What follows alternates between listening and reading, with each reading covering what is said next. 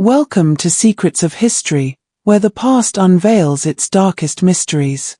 What sinister secret lurks beyond the ballroom's glow? The ballroom was a dream. High ceilings, cascading chandeliers, floors polished so well you could see yourself age in them.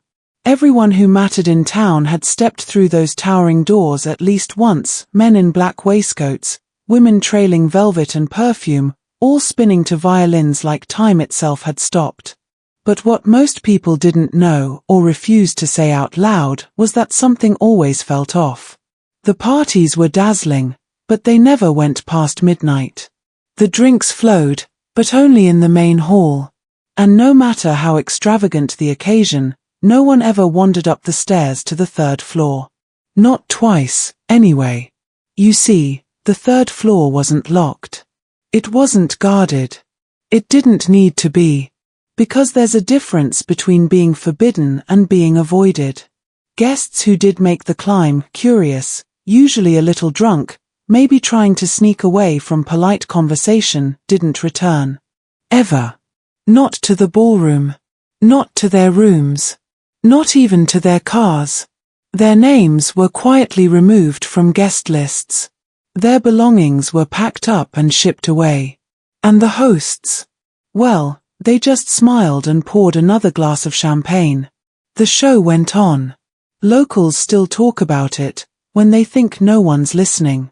The staff that refused to clean the upper rooms. The maid who screamed and quit on the spot. The man who built the house but insisted someone else designed the third floor. There's one door up there that's been sealed shut for over a century, nailed, bolted, reinforced like it's keeping something in. Or trying to. But here's the thing, haunted houses, tragic accidents, vanishing guests, those stories tend to fade. Unless, of course, they're true. And if you listen closely, the music from that ballroom, some say it never really stopped. The estate was the kind of place that made people stop and stare. Not because it was eerie or crumbling, but because it was beautiful. Almost unnaturally so. Built in the late 1800s, it stood tall on a hill just outside a now-forgotten New England town, draped in ivy and crowned with spires that caught the golden light at just the right angle. Its ballroom was the crown jewel, a room designed to impress and overwhelm. Guests who entered it for the first time often gasped. Not out of fear, but out of sheer awe. The floor was imported marble, cool and polished to perfection. The walls were lined with massive gilded mirrors that seemed to go on forever, reflecting candlelight in endless loops. Crystal chandeliers the size of small boats hung from a domed ceiling painted with scenes of mythological paradise. The air always smelled faintly of lavender and old perfume, no matter the season. The elite of every era made their way there. Politicians, tycoons, debutantes, even celebrities of their time all came to dance beneath those lights, to sip expensive wine, to be seen. And for a while, that was the estate's entire legacy. It was a monument to beauty and excess, frozen in time. The place hosted weddings, galas, and masquerade balls, each one more decadent than the last. Newspapers wrote about it. Artists tried to paint it. Everyone who stepped foot in that ballroom left feeling like they'd brushed up against something eternal. But beneath all that opulence, something subtle lingered, something no one could quite name.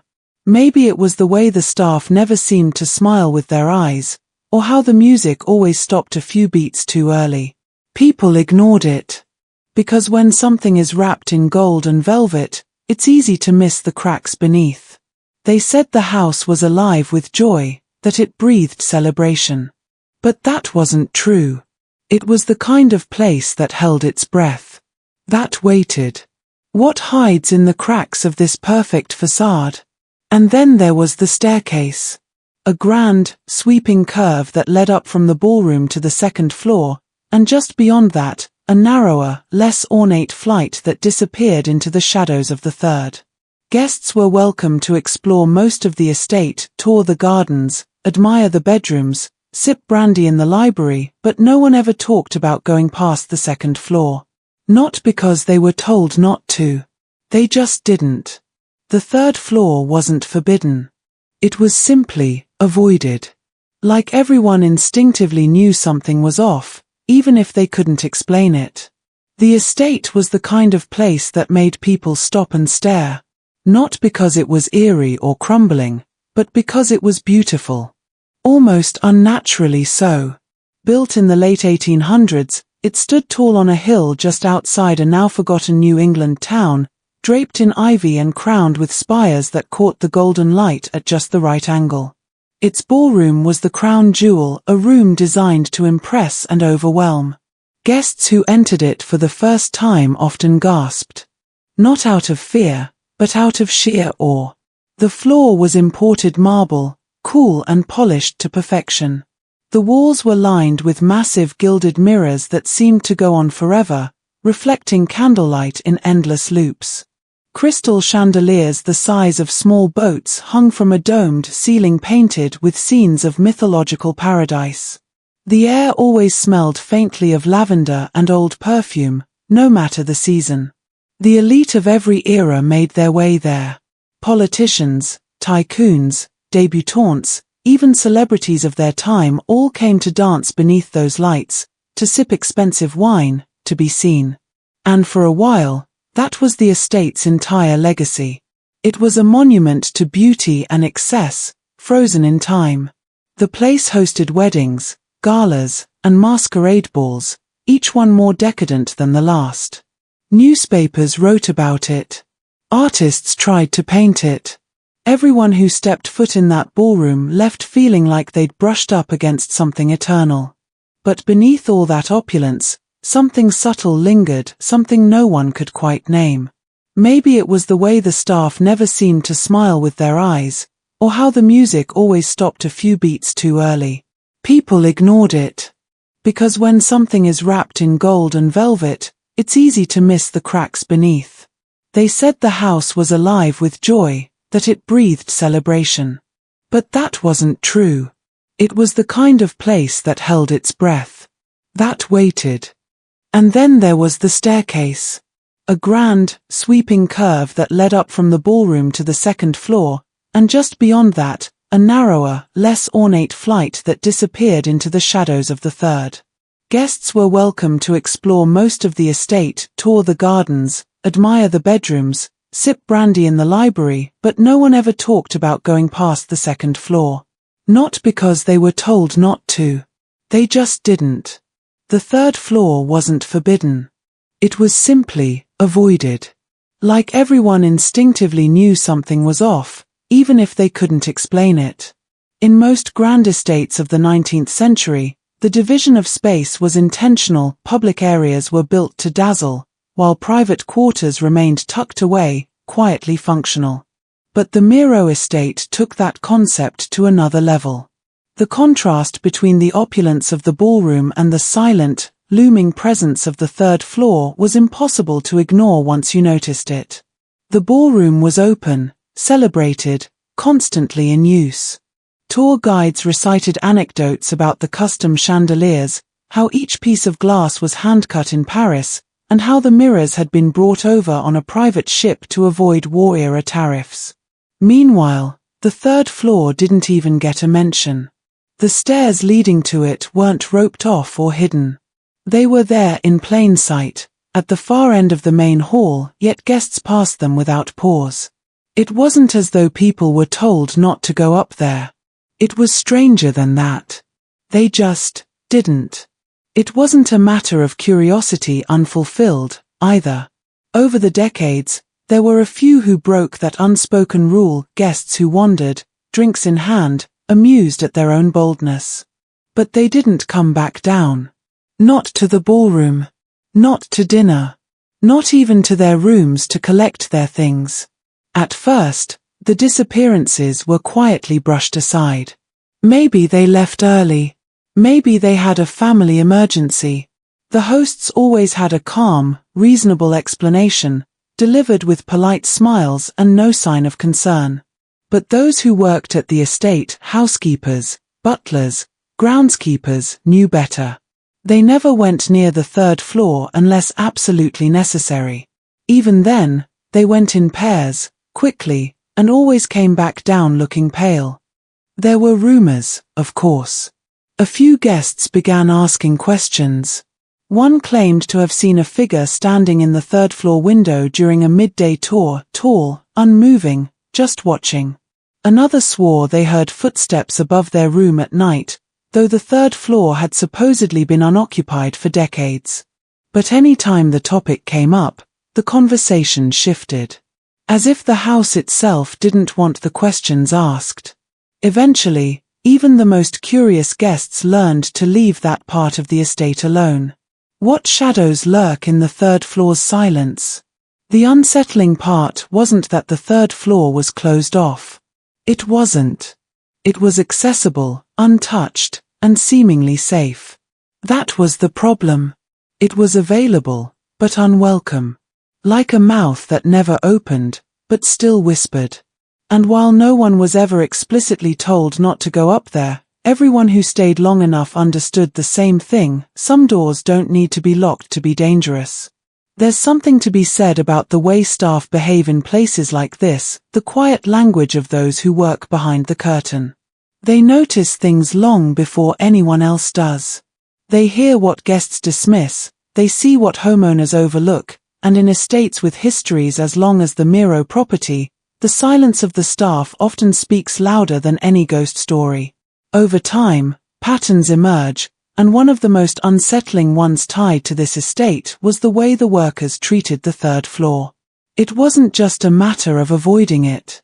They seemed afraid of it, like the very air around it had teeth. Former maids and footmen reportedly requested reassignment when they were told to clean the upstairs corridors.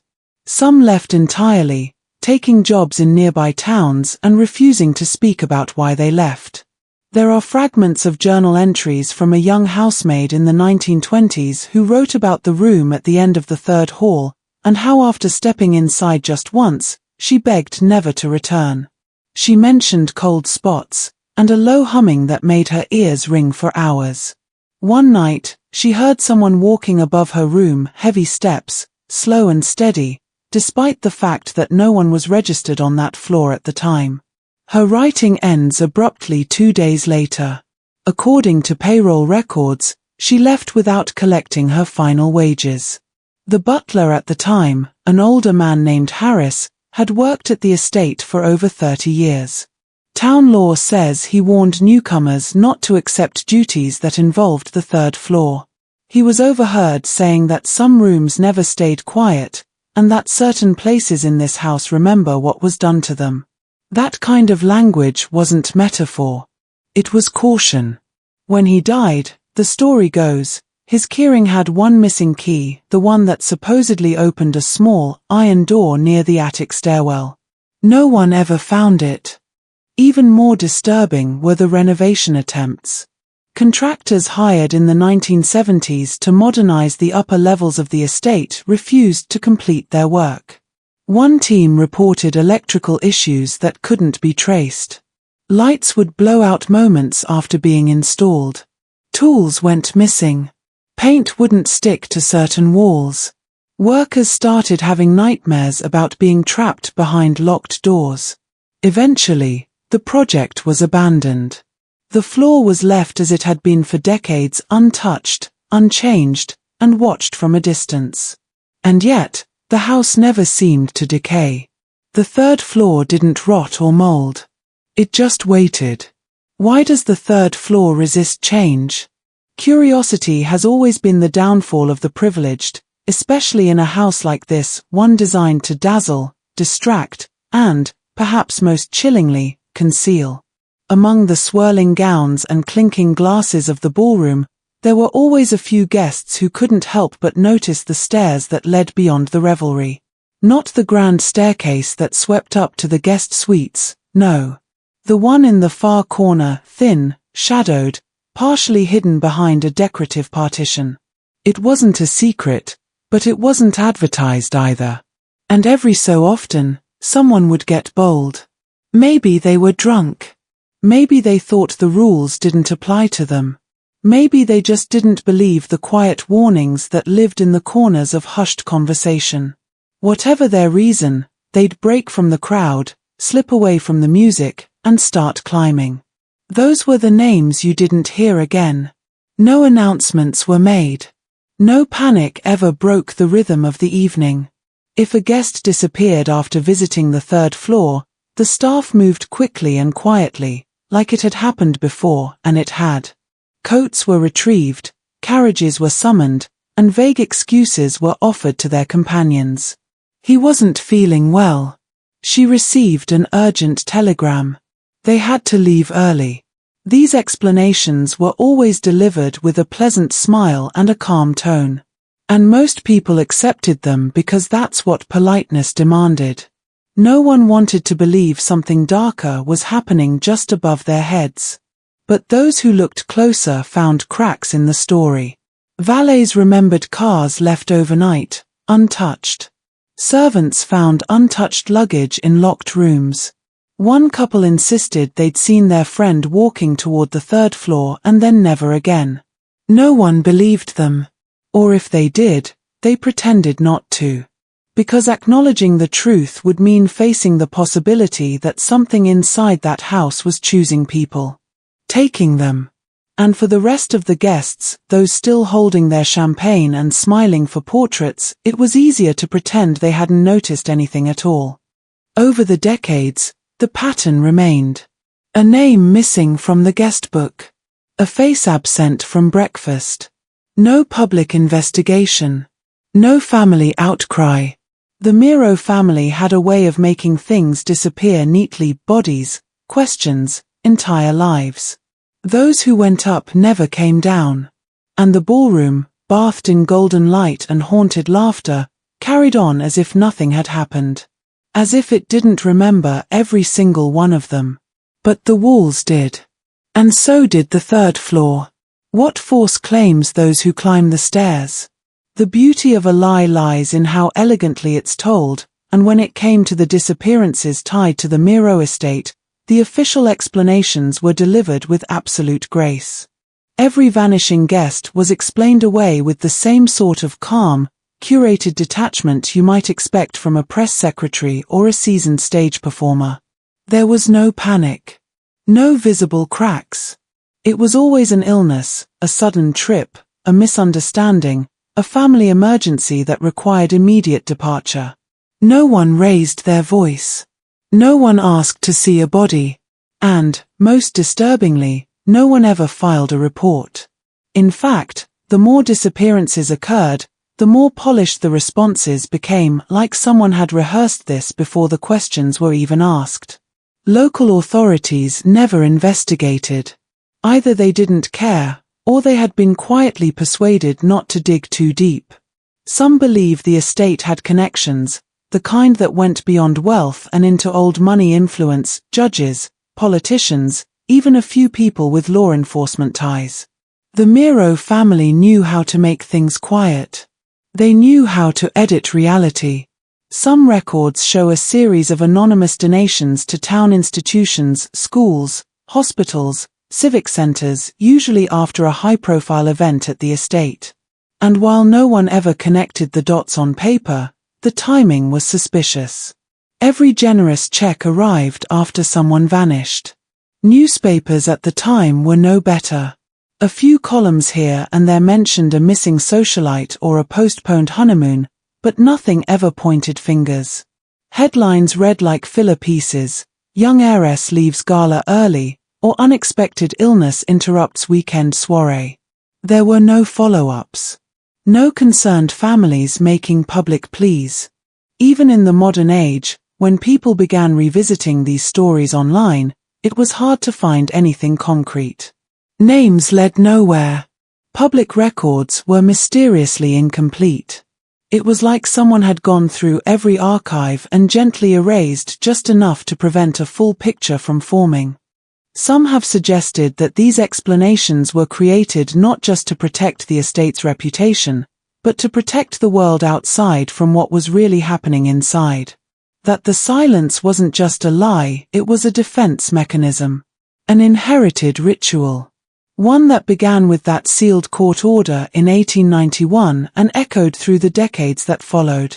Because whatever was on the third floor, whatever force or curse or history that waited behind those quiet doors, was never meant to be understood. And every time it claimed someone new, the same ritual of denial began again. With a smile. With a toast.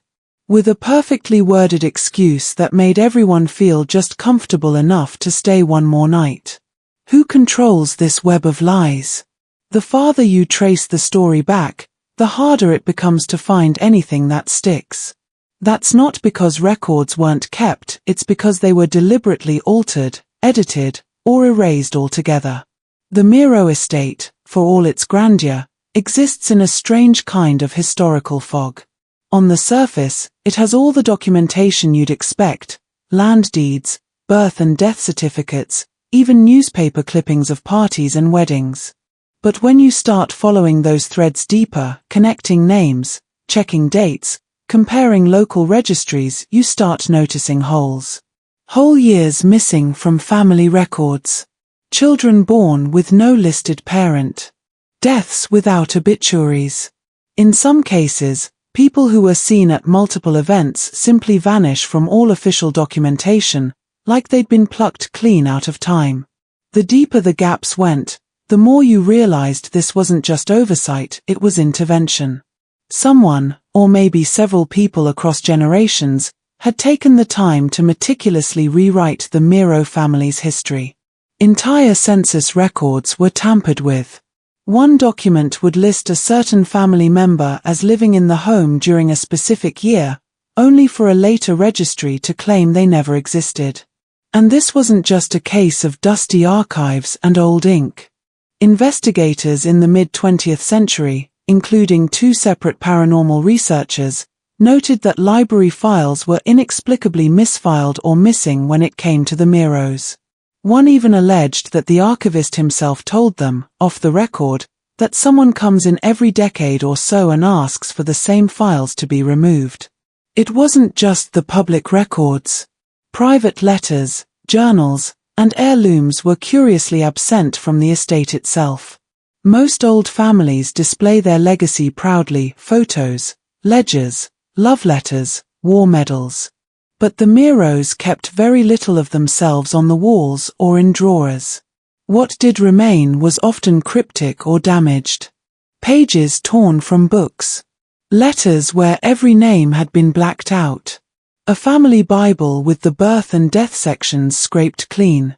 One guest, during a rare daytime tour, claimed to have found a framed portrait turned backward on the mantel of a locked study. The guide ignored the question and moved the group along. Whatever was being hidden wasn't just buried, it was scorched. Intentionally removed from the family's narrative, like cutting out rot before it spread. And in that absence, in that intentional vacuum of truth, a darker presence seemed to take shape, one that thrived in silence, grew stronger in mystery, and fed off every missing name and unexplained disappearance. The more that history was erased, the more it seemed something else had been preserved. Something that was never supposed to be remembered at all. What truth lies buried in this erased past? From the outside, the Miro estate looks like a flawless piece of architectural pride: symmetrical wings, ornate flourishes, hand-carved stone accents, all echoing the style of a wealthy 19th century family trying to leave their mark on the world. But the third floor doesn't fit. If you study the estate closely, if you take the time to compare the blueprints to the building itself, there's a subtle but undeniable shift in design once you reach that final flight of stairs. The ceilings become slightly lower, though the house doesn't appear shorter from the outside. The doors are narrower. The floors creak differently, and the very angles of the walls feel off, like the house is trying to hide the fact that something was added later, or perhaps replaced entirely. Historical records show that the estate was completed in 1886, with lavish detail poured into every visible inch. But in architectural notes from the original builders, one of the few sets of documents that escaped being altered, there's mention of only 2 floors. There's even a letter from the estate's head architect stating that the upper portion of the house was never part of his design. He wrote that any addition made to the top level happened after his departure, without his signature or input. That's highly unusual for a property of this magnitude, especially one where the rest of the structure adheres so closely to a cohesive design philosophy. Whatever the third floor is, it wasn't part of the original plan. Inside, that sense of disconnection deepens. Ornate crown molding suddenly stops. The wallpaper is stripped, as if someone began redecorating but abruptly quit halfway through. One corridor has a door frame that sits 2 inches lower than the others, like it was built for someone much shorter or something that didn't quite fit standard human dimensions. In certain rooms, the corners don't meet properly, forming irregular angles that seem to shift depending on where you stand. One investigator referred to it as architectural vertigo, a physical sensation of unease caused by the building itself. Even the materials are different. The floors upstairs are made of a strange composite wood that doesn't match anything found elsewhere in the house or on local construction records. Some say it burns slower than it should. Others say it doesn't burn at all. A former contractor reportedly tried to remove a portion of it during a failed renovation and said the boards underneath were fused to the subfloor with a black, tar-like resin that gave off a smell he never forgot: sweet, metallic, and unmistakably wrong. None of it should be there. None of it was meant to be. And yet, it's the most persistent part of the estate, standing above everything else like a scar that refuses to heal. What unnatural force shaped this third floor? There were always stories, of course, quiet ones. The kind that didn't make the newspapers or dinner party chatter but passed through the staff like shared warnings. Most of them centered around the staircase that led to the third floor. It was steep, narrow, and not nearly as refined as the grand staircase that swept guests to the upper bedrooms. The banister was colder than the rest of the wood in the house, almost slick, like it held onto moisture that shouldn't be there. But what unsettled people most wasn't the structure itself, it was the feeling you got near it. Guests would later admit, often with nervous laughter, that they'd felt like someone was watching them as they passed the stairs. Not just observed, but studied. As if some presence just beyond the landing was measuring their steps, waiting to see if they'd climb. Several visitors reported strange sensations when nearing the staircase. One woman described an overwhelming pressure in her chest, like something unseen was warning her not to move closer. Another man recalled hearing the sound of distant footsteps upstairs, slow and deliberate even though the third floor was unoccupied. A child attending a wedding reception once began crying uncontrollably near the base of the stairs, pointing upward and screaming that someone was standing there. But no one was. At least, not anyone the adults could see. Paranormal researchers who managed to get access to the estate in the late 1990s brought with them EMF detectors, motion sensors, and thermal cameras. Their equipment glitched the moment they approached the third floor stairwell. Batteries drained instantly, even fresh ones. The data they recovered later showed rapid spikes in energy, concentrated around the railing and the first 3 steps. One of the lead investigators claimed he felt something grip his ankle as he stood near the base. He never went back. And then there's the mirror. Just one, placed at the halfway point up the stairs, a small, oval-shaped antique with an ornate brass frame. Odd, considering the rest of the home boasts grand, full-length mirrors. This one seemed out of place, almost forgotten. But guests who caught their reflection in it often said their faces looked slightly distorted. Pale. Wrong. A few claimed to see something behind them, reflected in the glass, just for a second, a tall figure standing at the top of the stairs, unmoving. Every time someone tried to take a photo of the mirror, the image came out blurred or completely black. It wasn't dramatic. There were no screams, no sudden attacks, no levitating objects. Just a creeping awareness that something upstairs was always aware of you first. Watching. Waiting. Deciding. What watches from the mirror's depths? The Miro family, with their centuries-old legacy, carried with them a reputation that extended far beyond their estate's imposing walls. Among the elite circles they moved in, whispers about the family were common, talk of a lineage marked by tragedy, secrecy, and an unspoken curse. But it wasn't just idle gossip. Those closest to the Miros spoke of strange rituals and inherited burdens, passed down through generations like a dark heirloom no one dared fully explain. This wasn't just superstition. Historical letters uncovered in private collections revealed veiled references to a pact made in the estate's early days, though the specifics were always shrouded in metaphor and coded language. Mentions of the debt owed, fire's judgment, and the price of blood-peppered personal correspondence and diaries, hinting at a deeper, more sinister truth hidden beneath the polished veneer of wealth and respectability. Some scholars believe these cryptic phrases point to a family curse, one bound to the estate itself, and the devastating fires that repeatedly consumed branches of the family tree. Several members of the Miro family died under mysterious circumstances, often involving fire, illness, or sudden disappearance. What's chilling is how these incidents seemed to cluster around the same patterns. Firstborn children, often groomed to inherit the estate and its secrets, were the most frequent victims. Over the decades, the tragedy became almost ritualistic, a dark thread weaving through generations, leaving the family line fractured and diminished. Yet, the family's public face remained untarnished. They hosted lavish parties, maintained impeccable social standings, and invested in local charities, creating a carefully curated image that deflected suspicion.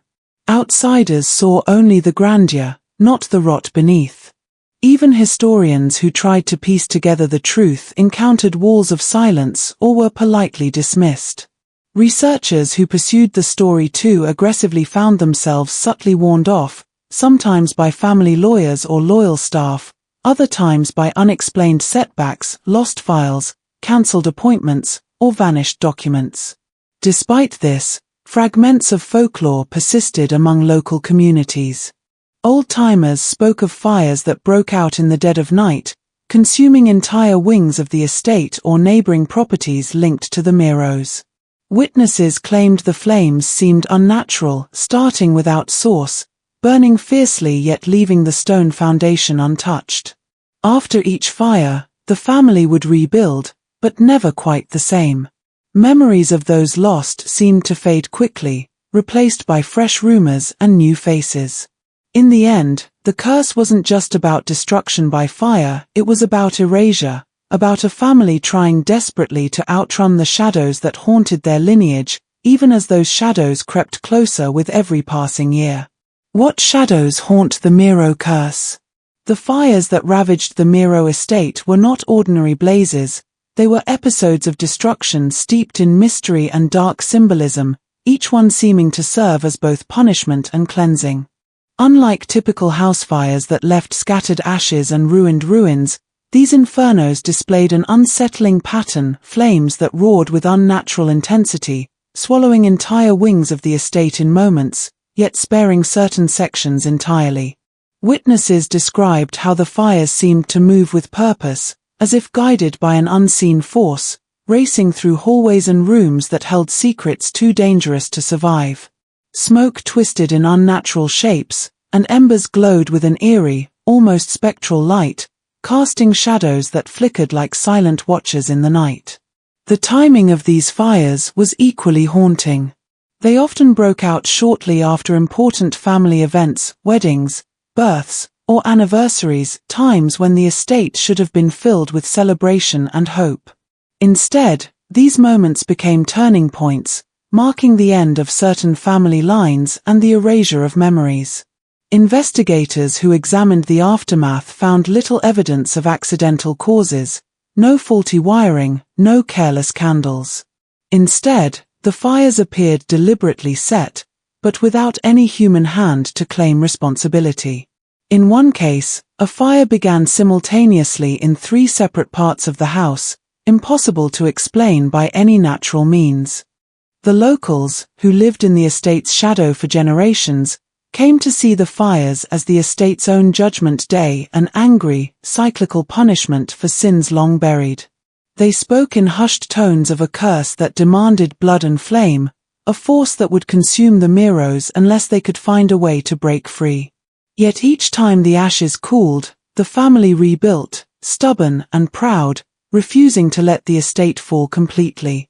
But with every reconstruction, the house seemed to grow colder, the walls heavier, as if absorbing the weight of each tragedy. The fires did more than destroy buildings, they erased history. Rooms that held records, letters, and heirlooms vanished in smoke, along with the stories they carried. The loss wasn't just physical, it was a calculated wiping away of the past, leaving the family's true story buried beneath layers of ash and silence. Some theorize that the fires were meant to protect a secret so dangerous that it could not survive exposure, a secret tied to the third floor and the dark legacy that the Miros carried. No matter how many times the estate burned, the pattern remained unbroken.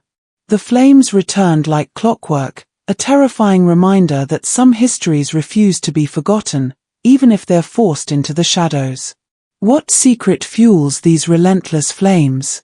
As the shadows of this unsolved mystery fade into the past, the secrets of history await you. Subscribe now to Secrets of History, and join us as we unearth more chilling tales from the abyss of time. Hit that bell icon, and let the past whisper its truths to you next time.